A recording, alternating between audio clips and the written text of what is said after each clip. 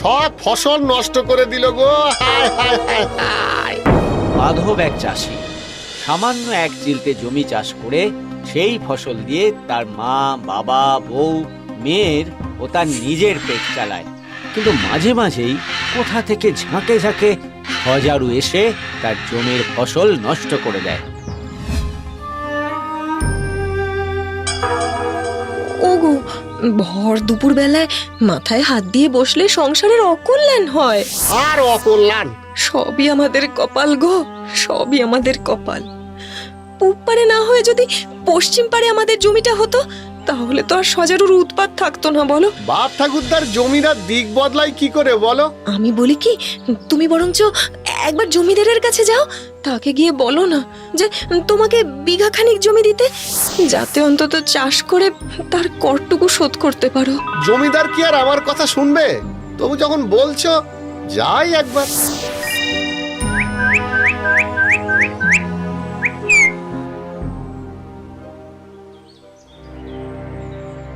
হুজুর। কি ব্যাপার মাধব, দেনা শোধ করতে এলি নাকি?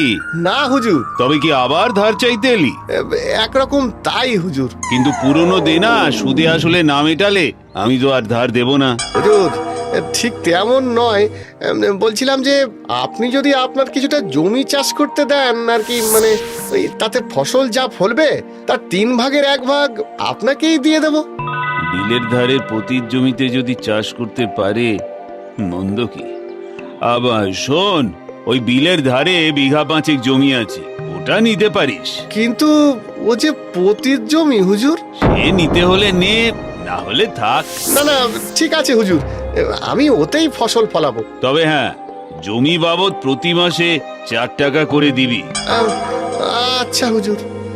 কোনো লেখাজোকা ছাড়াই মাধব জমিদারের কাছ থেকে পতিত জমি নিয়ে আনন্দে বাড়ি ফিরে আসে। খিদে পেয়েছে তো।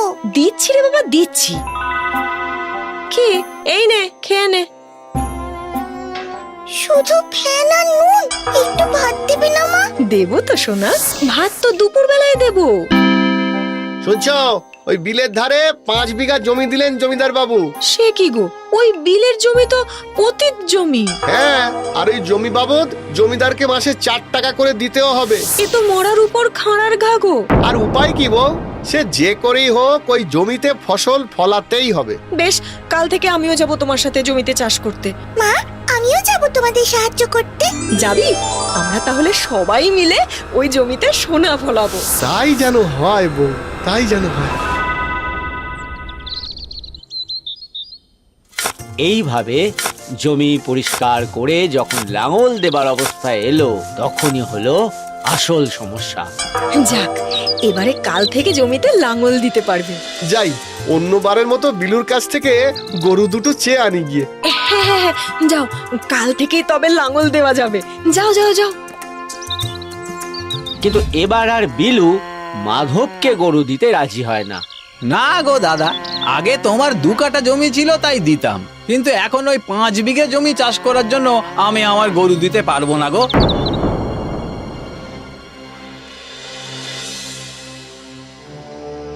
দরকার নেই গরুর, তুমি চিন্তা করো না, কাল জমিতে লাঙল পড়বেই পড়বে। সে কিভাবে? কেন, আমি আছি তো, আমার মেয়ে আছে। তোমরা? হ্যাঁ, আমরা।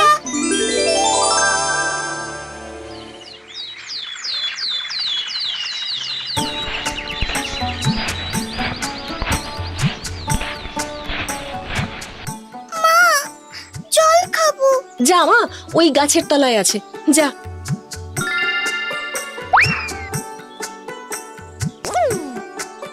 বলি কি, একটু বিশ্রাম নিলে তো পারতিস, যা না, গিয়ে একটু বস। না মা, আমরা সবাই মিলেই ফসল ফলাবো।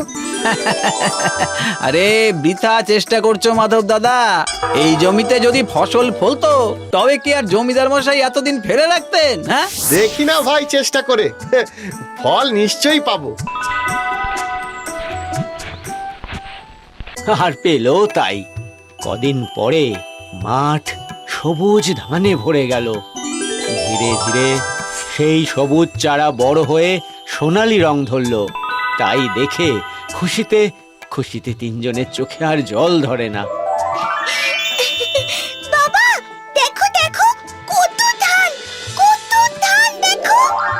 গো দাদা, তুমি করে দেখালে বটে, হ্যাঁ?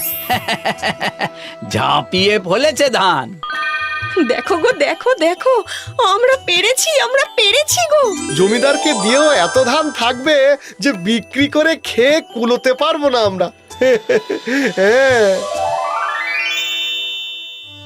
সময় যায়, ক্রমশ মাধব ফুলে ফেপে উঠতে থাকে। এখন তার পাকা বাড়ি, গোয়াল ভর্তি গরু, দিনরাত তার হয়ে গন্ডা গন্ডা লোক খাটছে। ওদিকে ক্রমশ জমিদারের অবস্থা খারাপ হতে থাকে। এমনকি এখন আর গ্রামের চাষিরা তাকে মানতে চায় না। ফলে কর খাজনা কিছুই জোটে না। তাই একদিন জমিদার এসে উপস্থিত হয় মাধবের কাছে। দেখো দাদা, তুমি যদি ধান না দাও বীজই কিনতে পারবো না গো। কিন্তু মনে রেখো, সময়ে শোধ করতে না পারলে কিন্তু চক্রবৃদ্ধি হারে। হ্যাঁ, আরে দেবো দেবো। মাধব আছিস নাকি? মাধব, আরে জমিদার বাবু যে, আসুন আসুন। দেখ বাবা, তোর তো অবস্থা ফিরেছে। এবার আমার ওই 5 বিঘে জমি ফেরত দে, আমি লোক লাগিয়ে চাষ করি। জমি? কার জমি? কেন? আমার। সে তো কোথাও লেখা আছে নাকি? তা নেই, কিন্তু গ্রামের সবাই জানে তো ও জমি আমার। ও জমির দাম যে আমি চুকিয়ে দিইনি, তারই বা কি প্রমাণ আছে? এসব কি বলছিস? হ্যাঁ, তোর অভাবের সময়। ওসব ভুলে যান জমিদার মশাই। জমি কার সে জমিকে প্রশ্ন করেই জানতে হবে। হ্যাঁ, জমি কথা কইবে? বলবে, জমি তো মা। আগামী পূর্ণিমার রাতে আমরা জমিতে যাব। মাঠের দক্ষিণ কোণে বেল গাছের নিচে দাঁড়িয়ে জমি দেবীর কাছে জানতে চাইবো যে জমি কার। জমি যার তাকে সাড়া দেবে, জমি তার। রাজি? উপায় বা কি? বেশ, আমি রাজি। তবে গায়ের গণ্যমান্য লোকজনদের ডাকতে ভুলবেন না, তারাও সাক্ষী থাকবেন। বেশ বেশ, তাই হবে।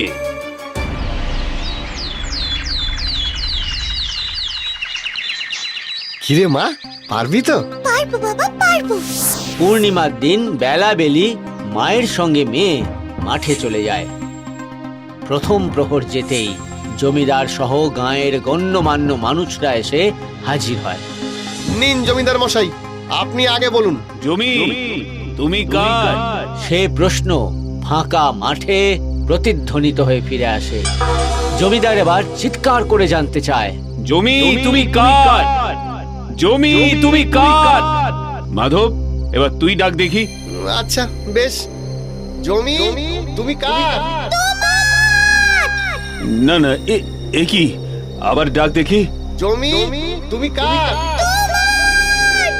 মাধব ডাকতে থাকে আর প্রতিবারেই উত্তর আসে। আবার ডাকবো জমিদার মশাই? না না না, তার আর দরকার নেই। চলো সবাই চলো। সবাই চলে যেতেই দৌড়ে গর্ত থেকে মেয়েকে তুলতে আসে মাধব ও তার বউ।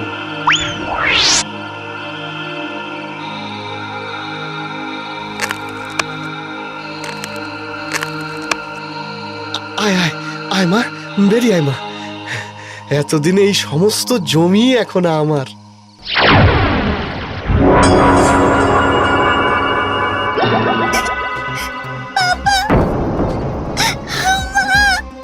আমি সজারু হয়ে গেছি।